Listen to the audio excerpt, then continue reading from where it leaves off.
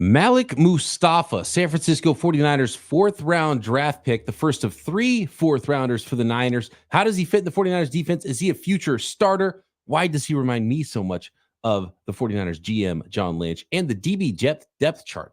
A really good position battle, I think, going on in multiple positions in the defensive backfield for the 49ers in 2024 training camp. All that and more coming up right now.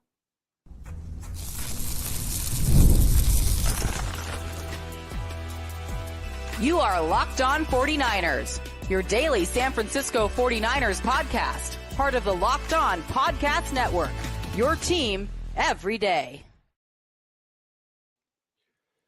Welcome to Locked On 49ers. Brian Peacock and Eric Crocker at BD Peacock at Crocky209. Thanks, everybody, for making us your first listen on the Locked On Podcast Network, your team every day. We love our everydayers, and we love it when you hit that subscribe button. Please hit subscribe. Helps us so much on YouTube or wherever you listen to your podcast. Today's episode of Locked On 49ers is brought to you by Monopoly Go. I admit it, I have a competitive side, and my competitive side is a big fan of Monopoly Go, the mobile hit twist on classic Monopoly. So join your friends and download Monopoly Go now free on the App Store or Google Play.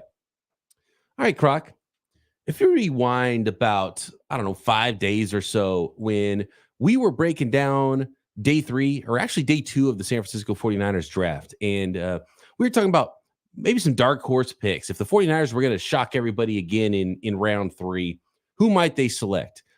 And we brought up the name Malik Mustafa. We were calling him the wrong name, Malik Mustafa. It's actually Malik Mustafa.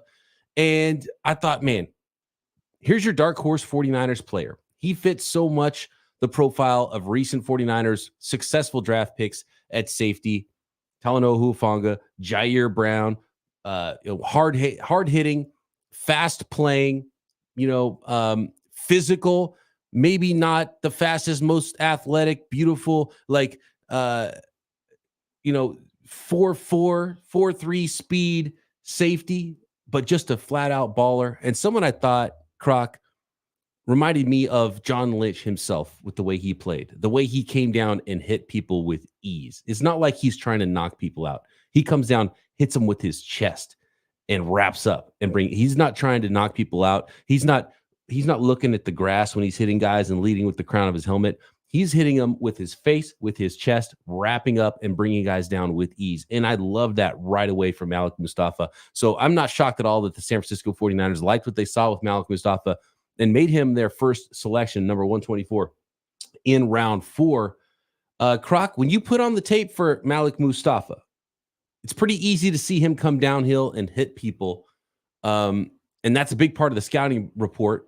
But talk more about what you saw from him as a safety, how he hits, how he erases people in the running game, but also his coverage ability, which ultimately is going to decide whether or not he's a starting safety in the NFL. Yeah, the coverage thing was a big thing that I wanted to look into. Everything that you see from highlights, what I talked about, when he was drafted, my defensive coordinator at Edison, Desmond Bishop, he messaged me and sent me a clip of this guy, like, man, look at this guy coming down. I'm like, man, look how he's running the alley. Everything that people said about him and how they spoke about him was more about his physicality and, how he attacked and how he tackled. And I like what you talked about with how he tackled. And you see how he did a really good job of limiting leak yardage, as Robert Saleh used to say. But nobody talked about him in coverage and what that looked like. So, we went and we watched the film. And for me, that's the main thing I wanted to see. How do they use him in coverage? What kind of versatility does he have? And we can say whatever we want about 49ers safeties. I don't think they're guys that you just want to have on an island all the time and play man. But they do a good job marrying and matching guys vertically when need be. And when you're playing a lot of cover 4 quarters, what the 49ers do, there's going to be times where you have a guy in a dead sprint straight at you with a two-way go. And how is your safety going to react to that? We've seen Hufanga be in that situation, seen him do good, seen him not look so good, right, at different times. And Mustafa, you see a lot of that on film. So we'll start with quarters because the 49ers run a lot of that. As a 2-high safety, playing quarters and having to match the vertical route from 2 pushing at him, I think he reacted well. He looked comfortable with that. If you go on my Twitter at Crocky209, you see me post a clip of him doing just that. A guy ran, and essentially he had the entire field to do a two-way go. He can go post, he can go corner, and you see he did a really good job with his alignment, walling off the would-be post, but being able to put his foot in the ground and run to the corner and made a play at the catch point, broke the ball, no flag. That there showed me, man, this is a guy that's confident in space. And we'll get to him as a single high safety and what that looked like. But being confident in space was the first thing that I wanted to see. Does he do that well? I think he checked the box for that consistently in the games that I watched. You know, the 49ers have been susceptible for a couple of years now with those slot fades. And the play you're describing is a little bit different than that. Usually it's more like getting singled up on a not fast nickel corner in man and then beating him down the field. But it was nice to see Malik Mustafa have a few reps on tape where he was able to range from deep and depth and safety, because he loves to walk up and come downhill. And when he sees it against the running game, I mean, he gets there so fast, and that's so fun to watch. But he's got some range in the back end as well. I saw a couple plays against Florida State, and I think I'll highlight two of them, one good, one bad. And I think it encompasses Malik Mustafa as a deep safety. And I love that they trusted him single high. So he lined up in a ton of different places in the 3 or 4 games I watched. He would be, walked up as a box safety. He would line up next to the linebackers. He would line up in that sort of a, big nickel sort of a role. He would line up in deep half. He would line up, a lot of quarters. He would line up as a single high safety at times. And so it was really cool to see that he had done a lot of things, and the 49ers asked their safeties to interchange, and he'll have to do those things if he starts and plays a lot of safety for the 49ers. But one play in particular against Florida State, he was able to range from middle third safety, single high safety, and get down the field and make a play on the football, deep ball down the field, trying to hit that seam, trying to hit that post kind of between the outside corner and the deep safety middle, where he was playing. And he was able to get there, leap, get up, and make the play. There's another play, though, that I think showed one of his weaknesses. And I think it's not so much a weakness in athleticism or being able to get there, because I think he has enough range. I think sometimes he just needs to do a better job of seeing what's happening. And I think he's just more comfortable in the box than he is at deep safety. But there was another quarters play where he was, the deep safety on the right side of the defense's secondary. And there's nobody threatening deep on the right side of his field, on the side of the field that he's on. And there's someone running a deep post on the other side. And he held too long short, looking around, covering grass, instead of covering the man that was coming deep on the other side and not getting back. And there was a completion over the top that he could have been there for and made a play on.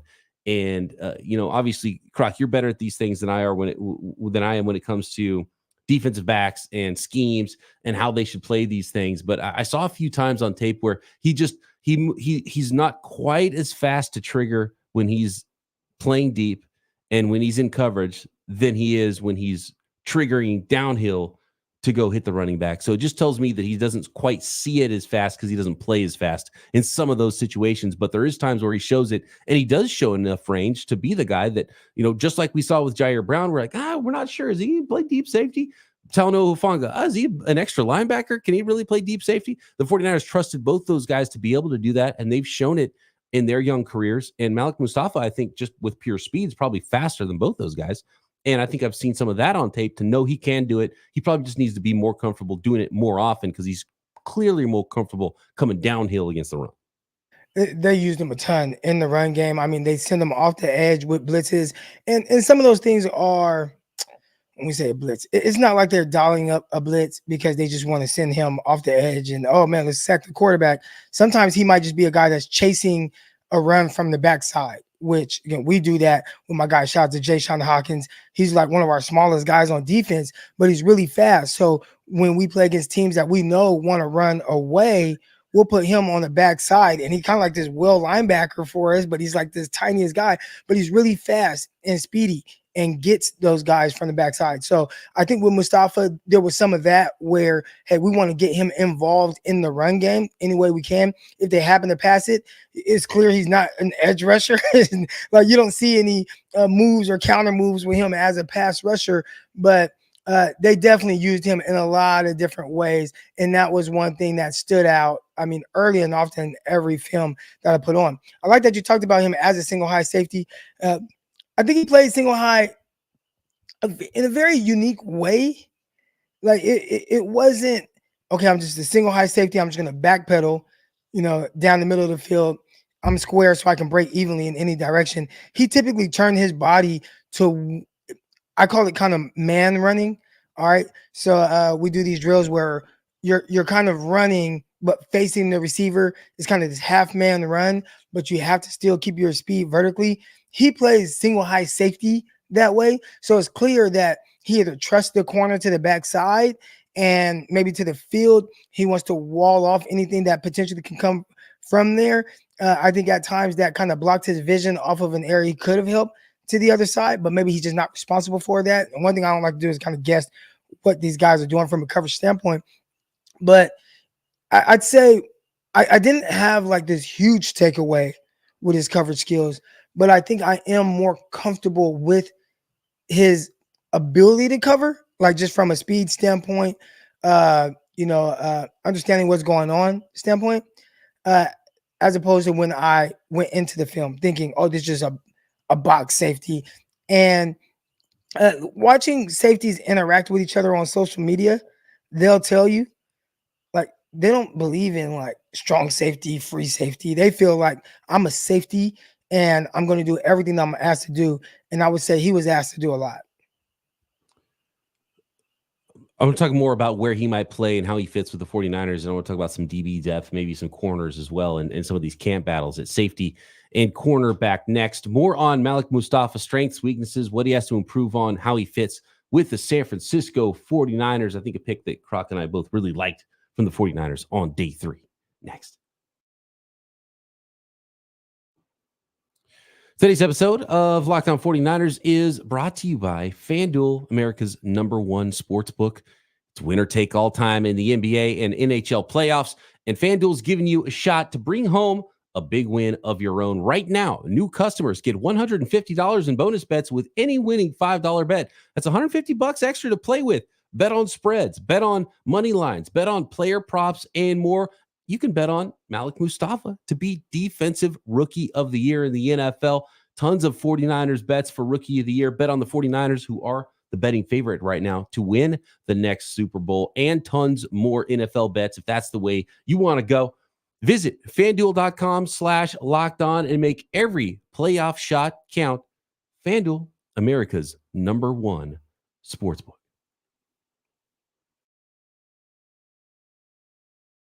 Speaking of playoffs, and NBA playoffs are happening right now, and Croc's got a TV next to him, and props to Croc for pulling himself away from those NBA playoffs to do this podcast with us, because he's entrenched, even though his Lakers, if I'm not mistaken, I think I saw them get eliminated a couple days ago.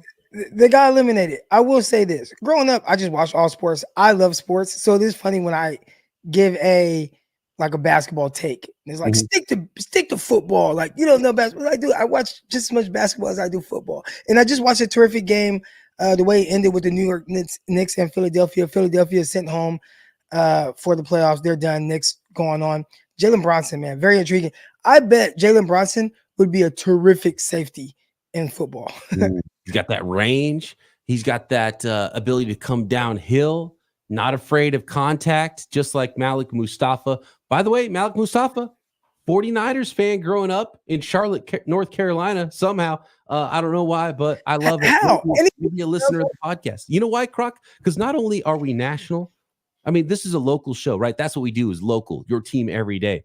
But the 49ers aren't a local team. They're not a national team. The 49ers are a global team. So shout out everybody around the world that's listening to Locked On 49ers right now. But what year was he born in? Like, when he was born, Carolina had some like good teams with like Jake Delhomme or something, or who was the quarterback? I mean, Steve Smith, they had him, and they have Foster. Shout out to him. He's the head coach at UCLA now. Yeah. But like Carolina has some squads where they were playing very well. They went to a Super Bowl, went to a couple Super Bowls, man. He got to watch Cam Newton because that Super Bowl was what, 9 years ago?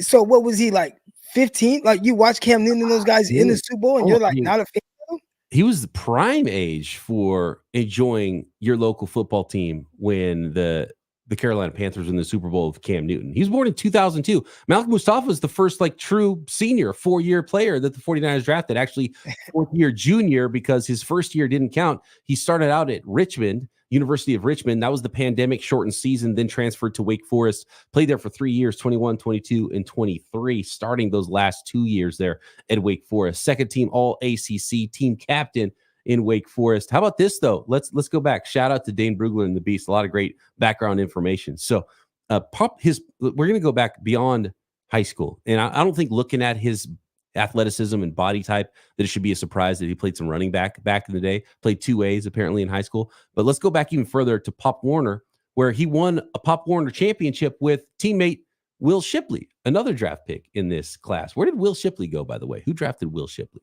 I don't know. Anyway, he was 5'3", 115 as a freshman in high school, played a little cornerback, played both ways, offense, defense, and then really started to come into his own. And clearly he's a guy that was probably smaller when he was younger and put in the time in the weight room, Croc, because he is rocked up. 5'10", 206 pounds, 5'10" and a quarter. Dude is strong. And when I was talking about at the beginning of the podcast, one of my favorite things is he's not a guy that has to sell out. He's not a guy that gets a bunch of penalties either. He doesn't sell out, lead with his helmet. He just hits you straight up and the play is over. He thumps you, wraps up, and brings you down. And I love seeing that from him. It's easy the way he brings his power into his body. He's a rocked up dude. He's just a very strong guy. By the way, Will Shipley, running back for Clemson, he actually, which you heard a lot of buzz about him when he was playing at Clemson. You know, just kind of this dual threat running back. He can catch the ball, he can run the ball. Didn't hear a whole lot about him in the draft process. And kind of running backs, they kind of slipped between the cracks. But he went 4th round to the Philadelphia Eagles. So that's where Will Shipley is. We got an everydayer that's Joe's getting his first live podcast in right now. Love seeing that. He says, "What up, Peacock? What up, Joe? Appreciate you." What up, Joe? I wonder if Malik Mustafa ever listened to Locked On 49ers back in the day, being a 49ers fan himself. Who hasn't listened to Locked On 49ers? I mean, come on. Yeah, you're right. Yeah, good point. So just as a fit, how do you feel with that, right? Because it does feel like the 49ers, you like Hufanga with what he does. You've liked Tayshaun Gibson with what he did. Do you see Mustafa being kind of, I don't even want to say a replacement for either of those guys, but you know, there is no more Gibson. You do have Jair Brown. Do you see some kind of battle there? And I keep going back to heading into the playoffs. One, Jair Brown didn't start the season, which you don't expect for a rookie. All right. But Gibson went down. Jair Brown had to come in. And it got a little rocky at times. And they ended up replacing him with Logan Ryan, who was a veteran that they pretty much got literally off the streets or off of a boat. All right. And then it was like, a little rocky with Logan Ryan. Let's put Jair Brown back in. Are you expecting a year two leap? Or do you think they say, hey, we are trying, because I think that you were a late 3rd round pick, Jair Brown. We are trying to have as much competition as possible. And if that means Mustafa and Jair Brown go at it, then it is what it is. Do you think that's the approach? Or do you think they're going to the saying, hey, year two, Jair Brown, you're our guy, and Mustafa just learn from the veterans? If I had to guess, and I think Mustafa has the ability, the physical ability, to be everything the 49ers need in that interchangeable safety, more strong safety than free safety, more guy that plays more in the box than deep. And again, that sounds a lot like the other two safeties you're talking about. But I think what the 49ers did with Mustafa, what the 49ers have done, I think, throughout the 2024 draft is look ahead a year and Drafted a guy who's eventually going to replace Deebo Samuel in the first round. Draft a guy who eventually is going to be a starter because they need not only current starters, but they need future starters. And Charvarius Ward is going to be a free agent. And then I think Talanoa Hufanga it feels like they're probably not going to spend a lot of money on a free agent safety and re-sign him. So I think this is a guy who's going to get his feet wet in year one, and then he's going to jump into a starting role probably by year two, depending on, the health and when, when the 49ers get healthy, when the 49ers are at full strength this year, and maybe Talanoa Hufanga isn't ready to go to start, and he's a guy that could probably play early as well. But if I had to guess, I do feel like, even though Mustafa's probably just purely faster, I think Jair Brown probably a little more free safety, a little more instinctive, plays that role now and in the future. Mustafa eventually replaces Talanoa Hufanga, who moves on in free agency as the starter at strong safety and then plays a very similar role. By the way, called the Panther role at Wake Forest that Malik Mustafa played, and which allowed him to move around and play a little nickel, play deep middle, play a lot of different positions. And I like that he's had the opportunity to play this in college, because you don't have to. A lot of times you'll see a player where you draft a guy and you think, I think he can do all these things, but Mustafa had the opportunity to actually do those things.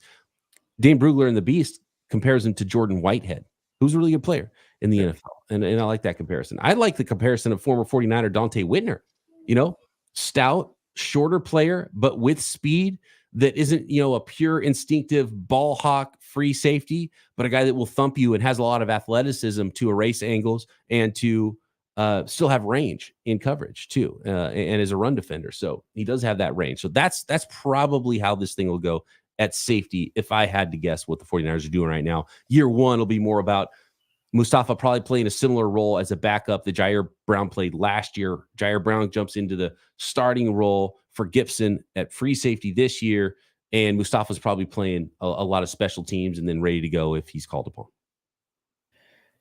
So you're thinking that Hufanga gets pushed out of there? I just think the 49ers are preparing. It feels like they're preparing to not pay a whole bunch of big contracts to guys who aren't like difference makers that aren't. I just don't. You can't. I don't think they can pay a top safety and a top fullback and a top running back and a top tight end and a top linebacker. These middle of the field positions, and then still try to figure out how they're going to cover for offensive tackle, who, by the way, they didn't draft one, so they're not going to have a cheap starting tackle. They've got to figure out post Trent Williams what's going to happen there. That's going to be an expensive. If Trent Williams retires after this year, that's going to be really expensive for the 49ers. Draft picks, money, that's going to be a hard thing to try to cover. And they didn't draft a guy that could potentially develop into a starting tackle this year. They've got, and obviously the quarterback is the big one. So you're already paying Nick Bosa the most expensive defensive contract in the NFL, and you have to pay a $40-50 million quarterback. So and Ayuk. So that's why Debo's probably gone. So they have to make some tough decisions and I think paying safety is probably not at the top of their list right now. I'd agree. Yeah. Next, let's talk a little bit more about that. Defensive back, corner, safety, how this might all work out, where Malik Mustafa fits in the 49ers defense next.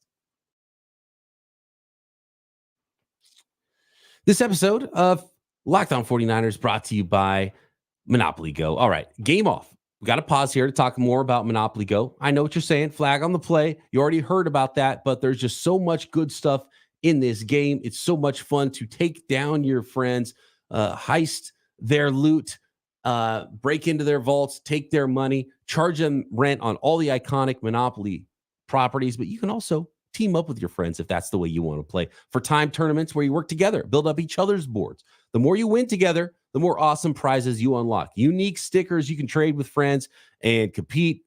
You can put together albums for big prizes, cool new playing pieces, which is always huge when you're playing Monopoly. It's all about the playing pieces, right?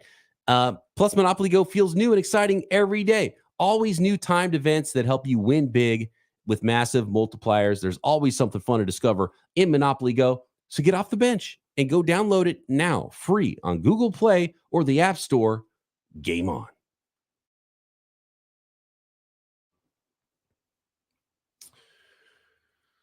So looking at the 49ers depth chart at safety, Malik Mustafa is added to Talanoa Hufanga and Jair Brown. If Hufanga is healthy, I really feel like it's going to be Brown, Hufanga starting. Malik Mustafa comes in. He's kind of the Jair Brown role from last year. Should be an awesome special teamer. New special team rules too, which he fits right in, I think, to that. Then you have George Odom, who's more of a special teams guy. You have some other players battling there, but I think there's your 4 safeties, right, Croc? Do you see anybody breaking that group? Because I really do think that Malik Mustafa's I think he's got a bright future. Love the way he plays. Love his athleticism. And I think there's just a clear path here of succession that allows me to have a clear picture at safety. Cornerback, a less clear picture for me. How do you see it? Yeah, I feel like safety, dang near every year, is the one position where you can say, oh, these are the 4 guys that are going to keep. More so than any other position. We were talking about receivers, and it's like, oh, you got Danny Gray. When we were talking about numbers that may be available to like Ricky Pearsall, and you start looking at some of these receivers, like, will 6 be available? Like, are they going to keep Danny Gray? Ronnie Bell. What guy is going to end up being the odd man out in that receiver room? Push come to shove. But the safety position is one where I feel like it is extremely clear on who they're keeping. And Odom is a guy, that, with special teams versatility, kind of have to keep him around. We got a couple questions about Mustafa here in the chat. It really does feel like the competition at cornerback, Croc. I just want to look at the roster, make sure I didn't miss anybody. So Eric Harris, Taylor Hawkins still around. It's kind of in that roster bubble, 5th safety that the 49ers have, but they don't have a lot of extra guys like they have a corner. So here's cornerback. Niners, and earlier today we did a live episode. It'll be yesterday in your audio podcast feeds. 2nd round pick, Renardo Green. So the 49ers drafted 2nd rounder Renardo Green to go with Charvarius Ward. Deommodore Lenoir is going to be a starter, whether it's outside, moves into slot. Feels like that's probably the plan, right? Then Renardo Green's competing as that 3rd corner that maybe comes in on the outside or is maybe the slot, with Deommodore Lenoir staying outside in nickel situations. He's competing with Isaac Yiadom, Sam Womack, Chase Lucas, more of a nickel guy. There is Darrell Luter, the 5th rounder from last year, who should not be discounted, in my opinion. Ambry Thomas, still around, and Rock Ya-Sin. Like, that's a heck of a position battle for that 3rd cornerback spot. And if I had to guess, corner goes Ward, Deommodore Lenoir, start on the outside. In nickel, Lenoir moves inside, and Renardo Green has an opportunity to beat out one of those guys. But I think the best training camp battle is cornerback, Renardo Green versus Luter versus Rock Ya-Sin versus Isaac Yiadom versus Sam Womack versus Ambry Thomas. I mean, that's a half a dozen dudes that all probably want to be that number 3 corner. And I could see probably scenarios where any of them win that job. It's a legit coin flip. Like when you're rattling off those names, like, well, I could see Isaac Yiadom, being a guy that they really like. I talked about earlier when we were talking about Green. I said earlier, the previous podcast. There we go. Yeah. But with Green, I'm not sure exactly how he fits 100% in what the 49ers have shown us that they do from a defensive back standpoint. Like, there's a lot of off, there's a lot of quarters. I know Isaac Yiadom does that. I watched him do it at college very well. We got the text message from Ross Jackson as soon as the 49ers signed him. They're like, hey, you guys got a really good cornerback in Isaac Yiadom. And I feel like that's kind of the opposite you hear a lot of times from people that cover a team. When the player goes somewhere else, usually hear like the worst things about him. Like, not good, wasn't a great fit, had too many mental lapses, and this, but he's a liability in this. Complete opposite. Right. With Isaac Yiadom, it was just like, that's a good football player. So you look at him and have him to compete with Darrell Luter. It's like, will Luter just never have an opportunity? That was a guy where people were saying, hey, going into this past season, 5th round pick Darrell Luter, he's a guy that can maybe make some waves there and push to potentially start. He got hurt in OTAs. He never had a training camp. Yeah. And it was weird. I watched him at training camp working out, and I'm like, well, he looks ready. he's on the side, he's doing his footwork, he's doing his stuff, and he just never played until the end of the year. And he actually ended up being active, but just wasn't able to actually get reps at the cornerback position. So that isn't a guy that you should say, oh, no, he's done. Like, there's no chance. No, let's see what this kid has. And I've talked about it a ton. There is not as much separation between your second or third best corner and the practice squad guy. And I think fans think there's a huge separation. A lot of it is just, what do we invest in this guy? So there's going to be things that happen during camp, and it's going to come down to who is making plays and who is the most consistent. And that consistency might just be 1 or 2 plays different that either wins a guy a job or gets one guy cut. And I'm excited to see that battle. That might be that's probably the biggest battle that the 49ers have. Like, and it's multiple spots. It's not just one spot. It's not just 2 spots. We're talking about probably 3 spots at the cornerback position that's literally up for grabs. Right. Any of the, like, they're not going to cut their second round pick, but the rest of those guys, any of them could not make the team, or any of them could end up being the number 3 corner for the 49ers. And if there's an injury, straight up starting for the 49ers, right? We're acting like all these guys are going to be 100% healthy going into the season too. And there's going to be some nicks and some cuts and some injuries with this group. So that's going to be a fascinating. The fact that the 49ers spent the second rounder on Green tells me they didn't love the rest of the guys too, though. So during OTAs, like, what have they done, especially to this point? Like, when you're 2 weeks in, so the way, for those of you who don't know, OTA, you have these different phases. The first phase, all you're doing is working out in the weight room for an hour, hitting the field, doing agility stuff for an hour, and then watching film for 2 hours, and then you go home. And you do that for like the first 2 weeks. I think the second week you're able to use a ball. So now you're doing just backpedal, break on the ball, your position coach throws you the ball. Like, you get to start doing that. And then come week 3 and 4, around there, if I remember correctly, I was in the NFL like 10 years ago or 11, however long ago it was. But leather helmets. God, I can't believe it's gone so fast. Like, that's wild. But once you get to like week 3, week 4 in those phases, now you start to do team stuff. And I don't think they've gotten to that point where they've gotten to see Isaac Edom, Chase Lucas, Rocket Sin, unless one of them guys came in like super out of shape, which I don't foresee that. I have seen some weird things. I've seen some guys shout to Aaron Berry. Aaron Berry played for the Lions, had a weird incident, crashing in the cars and stuff like that, whatever. But he found his way to the New York Jets. And I remember seeing Aaron Berry was kind of out of shape during OTAs. Come training camp, he had an 8-pack. So there are these guys that kind of just go through the motions during OTAs. Maybe some of these guys who were free agent signings went through the motions, and the 49ers like, don't quite like what we're seeing from this guy. Let's go and really make cornerback a priority. I saw a post on Twitter from who's the guy? Gosh, dang it, not believing his name. Who's the offensive lineman that has a funny voice that does all the podcast stuff now? He fills in for Dan Patrick sometimes. Went to Princeton. Offensive lineman. Thomas? No. Went to Princeton. Why am I blanking on his name? Anyway, he showed a picture of himself from an off season where he had surgery. And basically, doctors, coaches are like, okay, take it easy, get healthy. And he was just huge, 30 pounds overweight. He's like, I don't know, I was just drinking beer and sitting back because I was getting, I had an injury. So I was just waiting. And then, by the time the season starts, he's down 20 pounds and he's in his playing weight.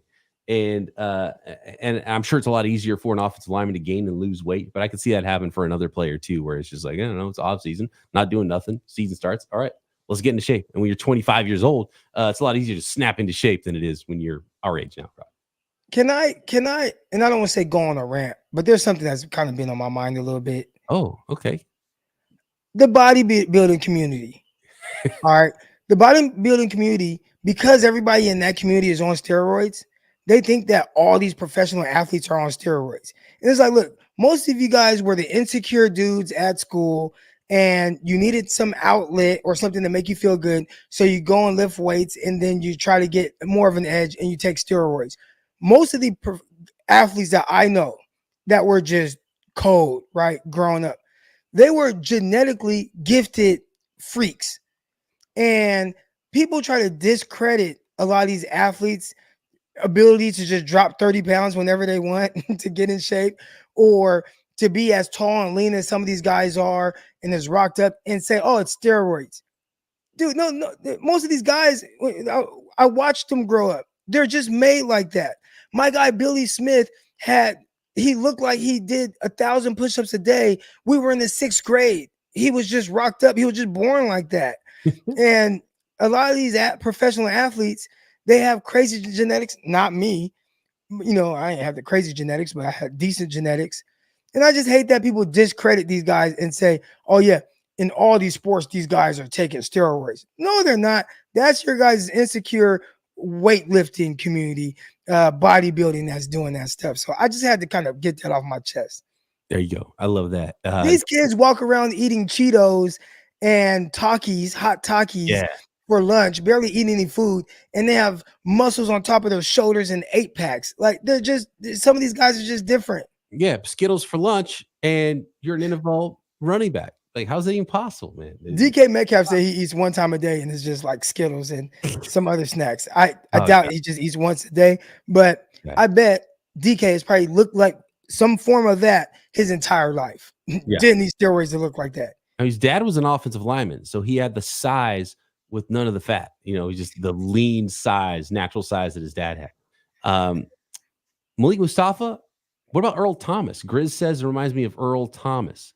I see it from I get what you're saying with a compact player with some athleticism. I don't know if I'd throw Earl out there on him. I think I like Whitner better, Dante Whitner, for stylistically how he plays, body type and all that. Earl, I watched some film on Earl Thomas when he was like becoming a free agent or getting cut or whatever. And the way he played safety, I can't compare somebody to him. Dude, if you go and watch all 22 he was like a rocket back there, the way he erased the sideline from middle of the field. The anticipation that he played with, the understanding of the strengths and weaknesses of a defense and how to cover that up with his athleticism. He was a 4-3 guy. All right, I remember that draft. When 49ers drafted Taylor Mays, Seattle drafted Earl Thomas. And Earl, I'd be very careful with comparing prospects to him. Because whether you're talking about him coming out of Texas or if you're talking about Earl as like the NFL player, he was different. He was different. Ross Tucker is who I was talking about, by the way. Shout out Ross Tucker, big time. I definitely know who Ross Tucker is. I don't know. I couldn't think of his name, but yeah, hilarious guy. And anyway, one more question about Mustafa here before we go. Malik's relative athletic score doesn't have any agility testing, 3-cone shuttle sprints. Based off the film, how would you rate his agility from 1 to poor, 2 to good, 3 to great, 4 to elite? So 1 to 4, 4 being elite, 1 being poor. How would you rate his agility? He tested pretty well in the straight line stuff. 4.54 according to the Beast. I think I've seen 4.50 on some scouts watches for his 40 time. He didn't run at the combine, but that was his pro day. I'd say agility was good enough. Like whatever he needed to have. Safety is not a position where you have to be the most agile guy. Can you change direction? Can you come down? Can you take good angles? And I thought those things were pluses on his film. And when I watched him kind of maneuver through a crowd, he was able to slice in there. Now he's smaller, so maybe guys either didn't see him or it was hard to kind of get leverage on him to where they're in the position to really block him. But I thought those things checked out in the positive. Again, kind of like Ricky Pearsall when I was like, I didn't think that consistently him not beating press was like this big issue for me. I would say with Malik Mustafa, I didn't see a lack of agility with no agility scores. So we don't know what he did, but it didn't look like it was any hindrance to him on the field. But I will say this. Certain guys, if you don't have certain things, there are guys that learn how to play around that. Like knowing that, I'm not the most agile guy. So they've grown accustomed to having to make plays a certain way that works specifically for them. So I'm not saying like he has any of those issues or that's what he's doing. But sometimes if that is him as a safety, corner is harder to get away with that. Yeah. But as a safety, if there is a little bit of tightness in some of your movements, you can kind of cover it up a little bit easier. I mean, he's rocked up. He's pretty tight. There's probably a good reason why he didn't run the agilities. If he would run crazy agility times in training, I'm sure he would have run those. So, he's a pretty tight guy. So maybe that's where a weakness for him would be when he's in that slot position, is manning up with guys. But by the way, I saw him range just fine in the deep middle of the field. He showed off he's a shorter guy. He's 5'10". He only has 30-inch arms. So, length is not his strong suit. But he showed off his 41.5-inch vertical on some plays, like getting up and still able to knock the ball down and make some plays there. So he made up for his lack of height, and 22 bench press reps too. So he puts in work in the weight room. Agility is probably not his strong suit there. By the way, looking at Mock Draftable and his athletic measurables, a couple of interesting names on there. Slot guys: Jalen Petrie, one of his top comparables. Chauncey Gardner-Johnson, one of his top comparables, interestingly. And do you remember Nasir Adderley? What happened to that guy? 2019 draft out of Delaware. High second-round pick. He kind of disappeared for the Chargers. A couple guys went there and kind of disappeared. Yeah. Really weird what happened with them. I mean, you had a terrific defense. You were adding guys to it, and somehow the head coach just blew it all up. TJ Ward, another nickel. Oh, it's funny because all of his comparables are nickel, probably because they're 5'10", shorter armed guys. Ward was a safety though. I think TJ Ward was a true safety. TJ Ward, he dropped down and played some nickel, didn't he?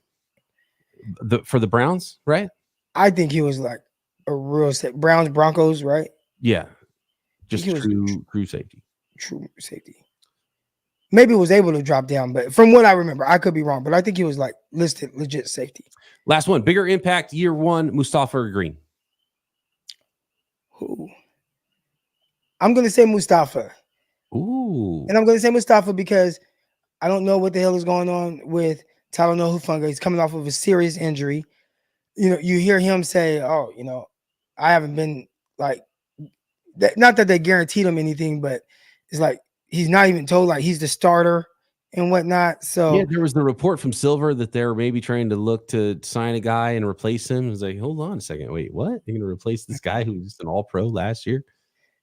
So all things kind of point to Mustafa having a legit opportunity to really be a guy where if you just told me, hey, 49ers, your two best corners, I'd say Lenore, Travarius Ward, and they're going to be out there on the field. So yeah, it really depends on what role Green earns early. I would say on defense, Green is more likely to play more, but he could also disappear, and it's pretty easy to see that Mustafa is going to have a role on special teams. So I know that Mustafa will have a role, even if he doesn't play on defense. What's Green's role going to be if he doesn't win that third job? How often will he actually show up on the field? I'll say Green, though, just because he was a higher draft pick. And I think the 49ers have more plans there, if I had to guess. Thanks, everybody, for making Locked On 49ers your first listen every day here on the Locked On Podcast Network. Croc and I back Monday. More on the 49ers draft class. Got some special guests coming. PFF's own former Locked On family alum, Trevor Sikkema, to talk to us about the 49ers draft class, as well as we're breaking down more of the 49ers picks, deep dives and scout reports and position battles, and a whole lot more right here. Locked On 49ers.